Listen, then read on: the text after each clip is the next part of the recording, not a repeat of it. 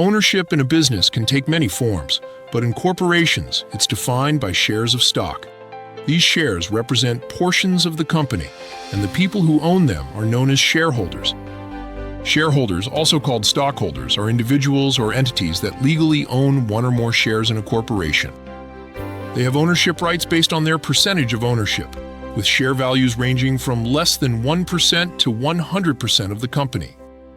Corporations have a unique structure compared to other business types. They're typically made up of three key groups: shareholders who seek returns on their investments, officers who manage daily operations, and directors who provide oversight and protect shareholder interests.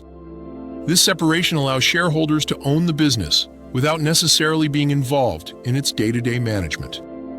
When a corporation is first created, the original owners are usually the first shareholders. In smaller businesses, these initial owners often remain the sole shareholders throughout the company's existence. In such cases, employees, managers, and owners may all hold stock in the company. One person might even simultaneously be a shareholder, director, and officer, though this typically only happens in small corporations. For larger corporations, the general public or private investors normally become the majority shareholders. Each shareholder receives a stock certificate showing how many shares they own. If the business succeeds, shareholders are rewarded through increased stock prices and dividends. If the stock performs poorly, shareholders may lose money if they sell their shares for less than they paid. Shareholders come in various forms. Individual shareholders are private persons who purchase shares for investment or through employee stock plans. Institutional shareholders include organizations like mutual funds or pension funds that invest large sums and typically hold significant influence. Majority shareholders own more than 50% of a company's shares and often control corporate decisions, while minority shareholders own smaller portions with limited power.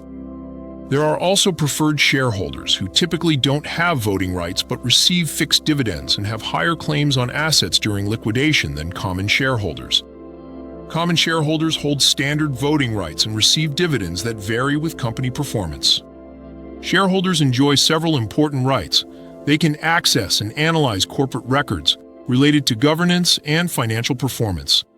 They have the right to vote on important matters, attend annual meetings, make proposals if they own enough shares, and in some cases, force the corporation to buy back their shares at fair value. People become shareholders through various means. They might purchase shares during an initial public offering when a private company goes public. They can buy stock directly through exchanges or private transactions. Some receive shares through employee stock options or grants as part of their compensation. Others inherit shares or receive them as gifts. Corporate mergers and acquisitions can also result in new shareholders. Being a shareholder offers significant benefits. Unlike owners in partnerships or sole proprietorships, shareholders aren't personally responsible for repaying the company's financial obligations. If the corporation goes bankrupt, creditors cannot demand repayment from shareholders. Shareholders also typically don't need to be involved in daily operations, as they expect officers and directors to manage the company. Shareholder value represents the financial worth shareholders receive from their investment. This includes the market value of shares, dividends and buybacks, long-term growth prospects, and risk mitigation. Companies focused on increasing shareholder value tend to attract and retain investors. In corporate governance, shareholders play a crucial role by electing the board of directors, approving major transactions, submitting proposals on matters like executive compensation, and sometimes bringing lawsuits to address misconduct by directors or officers. Understanding the role of shareholders is essential for anyone involved in business. Whether you're considering investing in a company, starting your own corporation, or working within a corporate structure, knowing who owns the business and what rights they have provides valuable insight into how decisions are made and value is created.